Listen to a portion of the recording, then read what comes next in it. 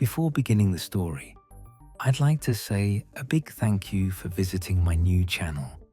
I'm going to be uploading alternate history-related stories every single day. If that sounds good, be sure to leave a like and don't forget to subscribe. It means a whole lot when just getting started. I hope you enjoy the story. I've spent 12 years reading history in ice. That's my job. I'm a glaciologist, which means I drill into glaciers and ice sheets and pull out long cylinders of frozen time. Every layer of ice contains air bubbles, dust, pollen, traces of the atmosphere. At the moment, it fell as snow. Stack enough layers together and you can read hundreds of thousands of years of Earth's climate, temperature changes, volcanic eruptions, the composition of ancient air. It's all there, preserved in the cold, waiting for someone patient enough to extract it. My name is Boyd Layton. I'm 39 years old. I work for the National Science Foundation, stationed at the Halverson Research Station in Antarctica. It's one of the most remote outposts on the continent, which suits me fine. I took this career because I preferred ice to people. Ice doesn't lie. Ice doesn't disappoint. Ice doesn't leave. It just sits there, holding on to its secrets until you learn how to ask the right questions. I've been married twice. Both times ended badly. I have no children, no close friends outside of work, no real life waiting for me back in the States. The research station is the closest thing I have to a home. I've spent more consecutive months here than anywhere else in my adult life.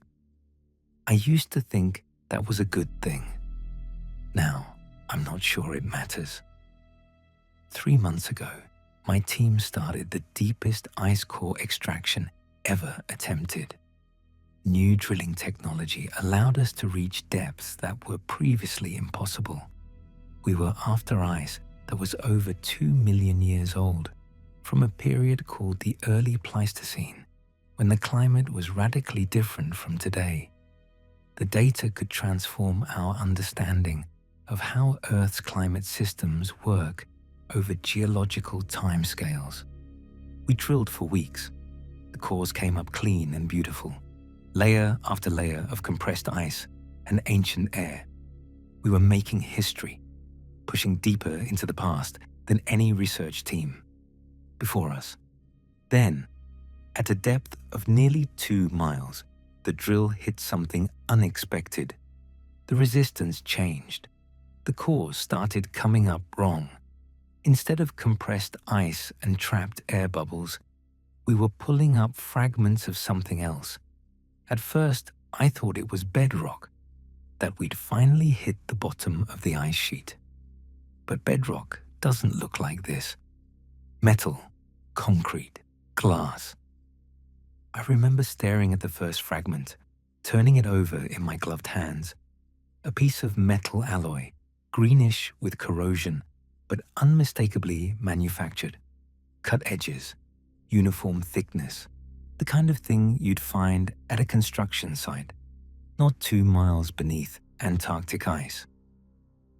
My first assumption was contamination, equipment failure, some kind of mistake. There couldn't be manufactured materials at that depth. The ice down there was over 1 million years old. Humans didn't exist 1 million years ago. Not in any form capable of making metal alloys and concrete. But the samples kept coming up, and they weren't contaminated. We tested everything. We checked our equipment, our procedures, our chain of custody. The materials were genuine. They came from down there. Something was buried beneath us.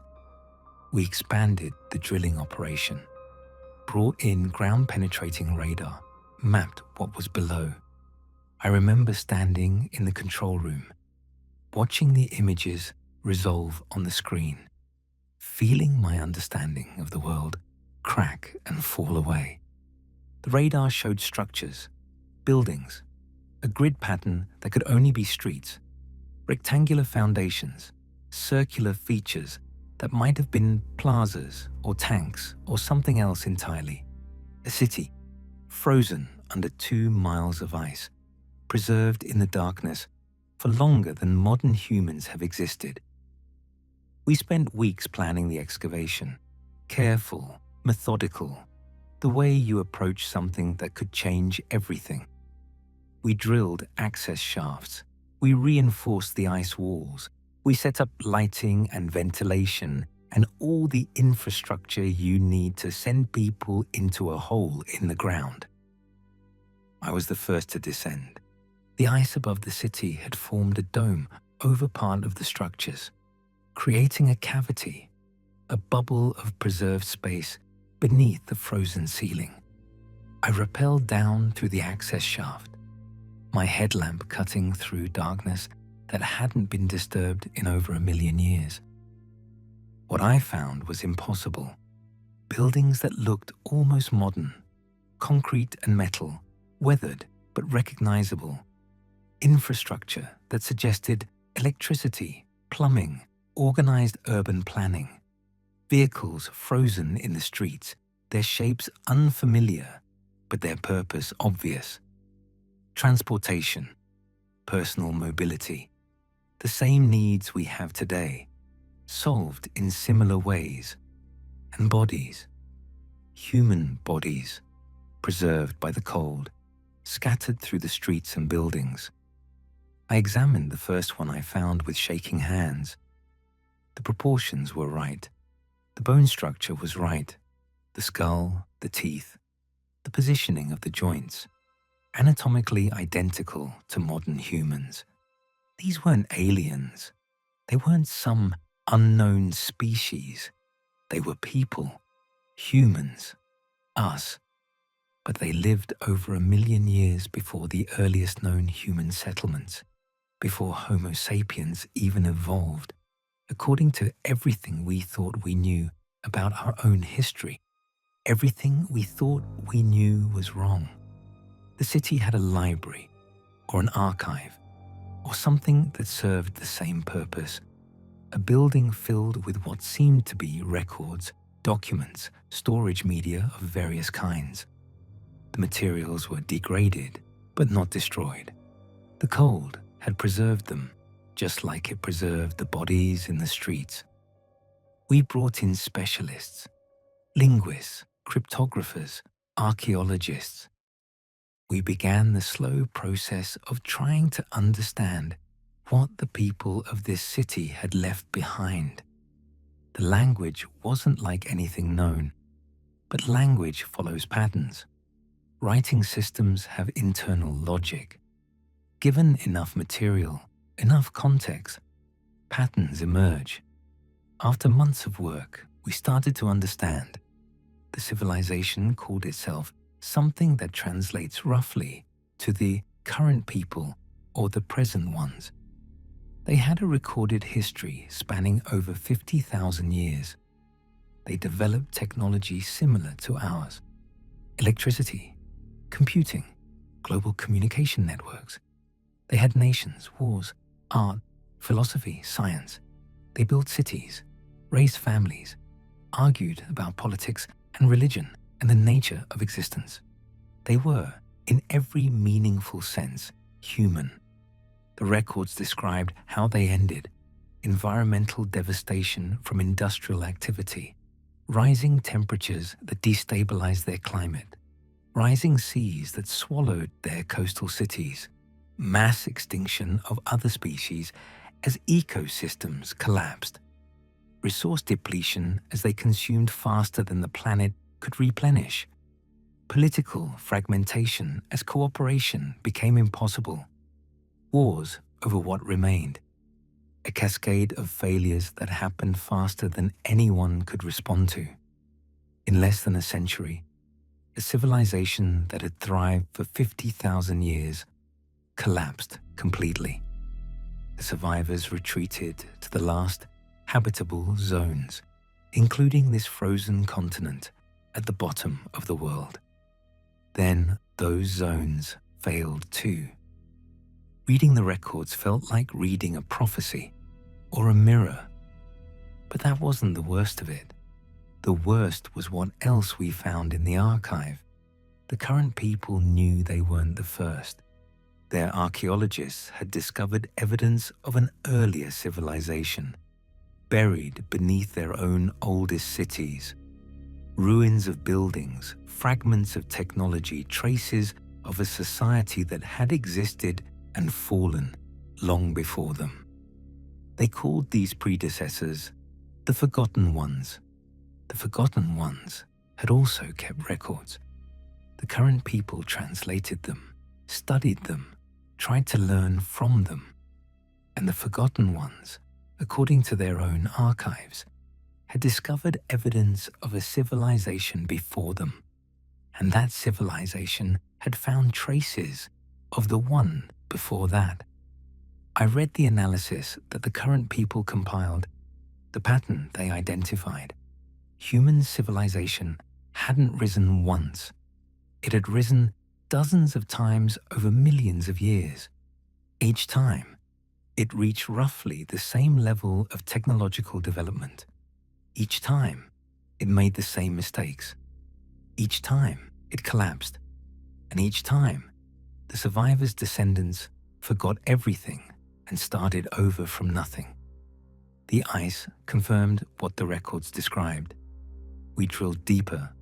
Below the current people's city, we found another layer of debris, older, different architectural style, different materials, but unmistakably artificial.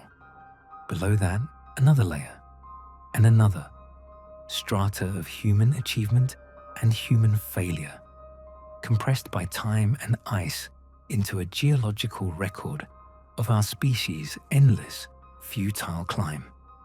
The current people studied the pattern obsessively. They analyzed every civilization they could find traces of. They identified the common elements: environmental destruction, resource exhaustion, internal conflict, failure to cooperate against shared threats. The same causes, again and again, across millions of years. They thought knowing would help. They thought that understanding the pattern would allow them to break it. They implemented policies. They created institutions. They restructured their entire society around avoiding the mistakes of their predecessors. It didn't work. The final records in the archive are dated to the last years of their civilization. They describe a society that knew it was dying and couldn't stop it. The knowledge of the cycle didn't save them. Some scholars believed it made things worse. Despair spread. People stopped trying. Why work to save a civilization that was doomed to fall anyway? Why sacrifice for future generations when all evidence suggested those generations would just repeat the same mistakes? The last entry I was able to translate says simply, "We knew. It didn't matter. Knowing never matters." I spent a long time sitting in that frozen archive, surrounded by the records of a dead civilization, thinking about what I'd learned. The current people had analyzed the civilizations before them. They noticed something troubling. Every civilization that discovered the pattern, that found the evidence of the cycle, collapsed within 2 generations of making the discovery. Not because of a curse, not because of anything supernatural, but because of what the knowledge did to them. Because once you understand that every human civilization has failed in exactly the same way, it becomes almost impossible to believe that yours will be different. The discovery doesn't cause the collapse, their scholars concluded. It's a symptom of it. Civilizations only dig deep enough, investigate far enough, look back hard enough when they're already in decline. Finding the truth is the last act of a dying world. I thought about my own civilization, about the climate data I've spent my career collecting, about the graphs that show rising temperatures, rising seas, accelerating extinctions, about the conferences where scientists present evidence and policymakers nod and nothing changes, about the wars over resources that have already started, the political fragmentation that makes cooperation impossible, the willful blindness of people who don't want to know. The current people left descriptions of their final centuries. I read them and saw my own world reflected back at me. Not similar, identical. The same trajectory, the same mistakes, the same inability to change course even when the destination was obvious. We are them. They were us. The only difference is 1,000,000 years and a layer of ice. The governments that funded our research moved quickly once we reported what we'd found. The site was classified at the highest levels. Our team was dispersed, reassigned to different projects in different parts of the world. We were told that publication would cause panic, destabilize society, do more harm than good. We were told the information would be studied by appropriate experts and managed responsibly. I didn't argue. I'd read the records. I knew that the current people had the same debate. Some of them wanted to suppress the knowledge of the cycle. Others argued that the truth should be shared, that people had a right to know, that transparency was the only hope for change. In the end, they published. They told everyone the truth. It didn't help. Their civilization fell anyway. Maybe the knowledge made things worse. Maybe despair spread faster because people understood that hope was statistically unlikely. Or maybe they were already past the point of no return, and nothing could have saved them. I don't know which interpretation is correct. I don't know if suppression is better than transparency, or if either choice makes any difference at all. I went back to my regular life. I'm at a different research station now, in Greenland, studying ice cores from a different glacier. I publish papers about climate data and paleoclimatology. I attend conferences and collaborate with colleagues and do all the things a scientist is supposed to do. I don't mention the city. I don't talk about the layers of civilization buried beneath the Antarctic ice. I don't tell anyone what I learned about the cycle. But I watch the news differently now. Every story about climate change, I recognize. Every report on resource depletion, political division, failure to cooperate on existential threats. I see the pattern. I know the trajectory. I've read how it ended before, dozens of times, hundreds. I look at graphs of carbon dioxide concentration, and I see the same curves the current people recorded in their own atmosphere 1,000,000 years ago. I read about international climate conferences that produce agreements no one follows. And I remember the current people's records of their own failed summits and broken treaties. I watch nations compete for diminishing resources while the ice melts and the seas rise, and I think about the wars described in the archive, the conflicts that accelerated the collapse. We're doing exactly what they did, what all of them did. Every civilization that came before us, stretching back millions of years, making the same choices, walking the same path, arriving at the same destination. Sometimes I think about trying to warn people, writing a book, going public despite the classification orders, telling the world what we found and what it means. But then I remember the final entry. We knew. It didn't matter. Knowing never matters.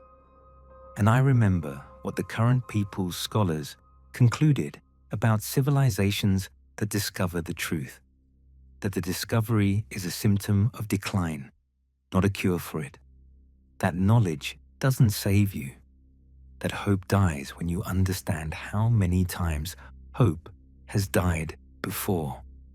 I wonder if they were right.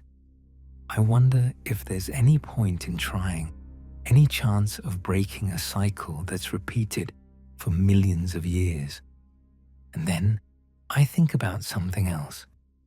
Despair is part of the pattern too. Every civilization that fell partly because people gave up, because they decided the situation was hopeless, because they stopped trying to change things. The current people recorded this explicitly. In the final decades, the biggest obstacle wasn't the environmental damage or the resource depletion.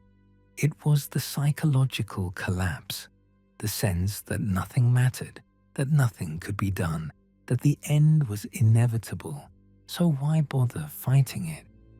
If despair is part of what kills civilizations, then giving in to despair is giving in to the pattern. It's becoming exactly what the cycle predicts. It's fulfilling the prophecy by accepting it. I don't know if humanity can break the cycle. I've read the records of dozens of civilizations that thought they could and failed. The odds aren't good. The evidence suggests that something about human nature makes this outcome almost inevitable. That we're wired for short-term thinking and tribal competition, and all the things that doom us over long time scales.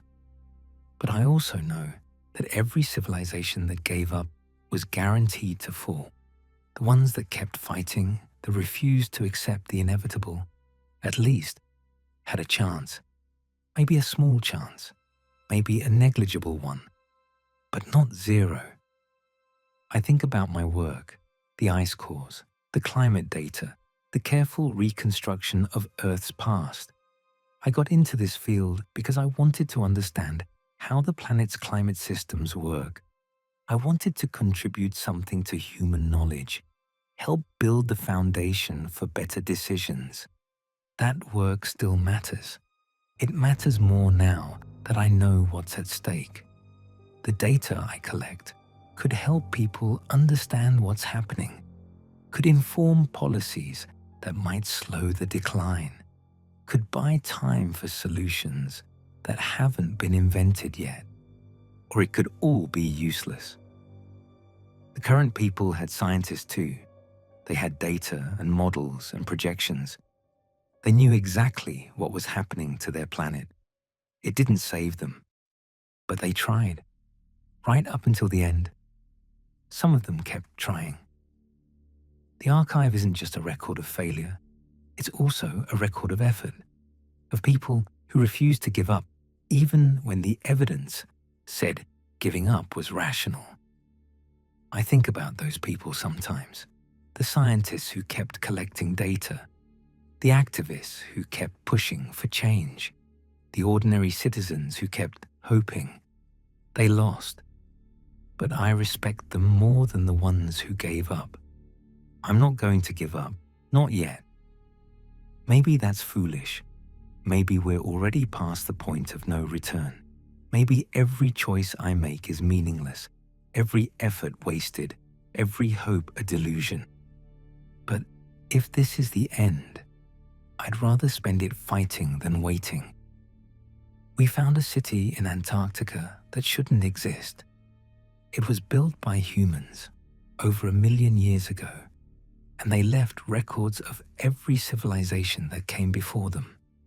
The records show that we've done this dozens of times, maybe hundreds.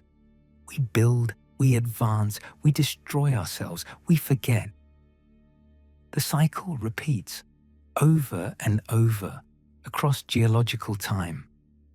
Every civilization that found the truth fell within a generation of finding it, not because of a curse, but because of despair, because knowing the pattern made them stop trying to break it. I refuse to be one more data point in that pattern. I don't know if we can do better. I don't know if anything I do will make any difference. But I know that the civilizations that gave up were always the first to fall. So I'm going to keep working, keep collecting data, keep trying to understand and communicate and contribute. Not because I'm certain it will help, but because the alternative is to become exactly what the records predicted. Maybe we'll break the cycle.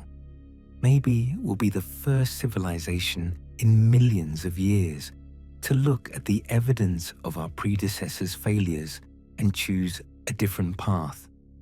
Or maybe we'll fall like all the others, and someday, 1,000,000 years from now, another team of scientists will drill through the ice and find our cities and our records and our bodies, and they'll read about us the way I read about the current people, and they'll face the same choice I'm facing now. If they do, I hope they choose to fight.